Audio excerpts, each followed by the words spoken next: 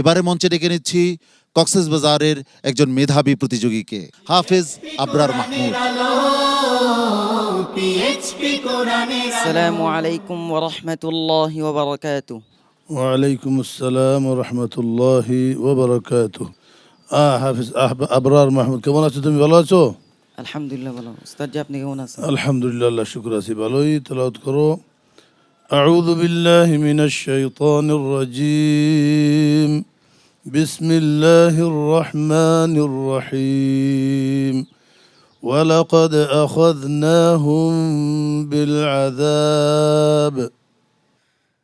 أعوذ بالله من الشيطان الرجيم.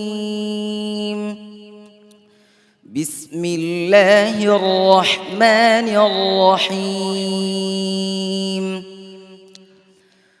ولقد أخذناهم بالعذاب فما استكانوا لربهم وما يتضرعون حتى إذا فتحنا عليهم بابا ذا عذاب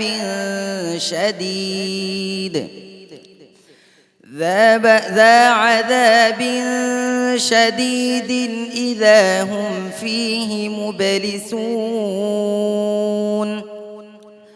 وهو الذي أنشأ لكم السمع والأبصار والأفئدة قليلا ما تشكرون وهو الذي ذرأكم في الأرض وإليه تحشرون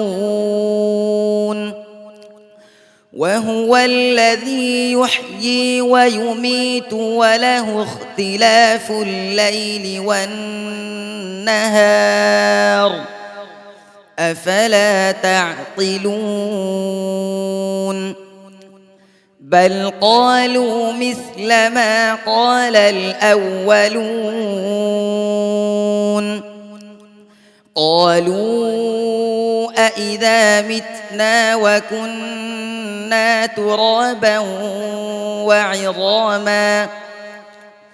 وعظاما أإنا لمبعوثون لقد وعدنا نحن وآباؤنا هذا من قبل إن هذا إلا أساطير الأولين قل لمن الأرض ومن فيها إن كنتم تعلمون سيقولون لله قل أفلا تذكرون حسبك. صدق الله مولانا العظيم. মাশাআল্লাহ, আবরার মাহমুদের তিলাওয়াত শুনছিলাম।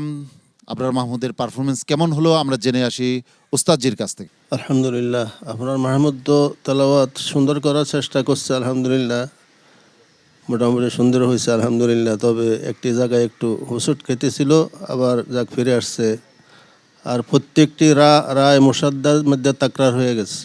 তাকরার হওয়া থেকে বিরত থাকতে হবে। একটা রাগে কয়েকটা বোঝা গেছে, যে কয় জায়গায় আসছে রা সাকিন, রায় মুসাদ্দাদ, এগুলি খুব সতর্কভাবে আদায় করতে হবে। খুব সতর্ক থাকবে ইনশাআল্লাহ, চেষ্টা করে যাও, দেখা যাক তোমার ভাগ্যে আল্লাহ কি রাখছে।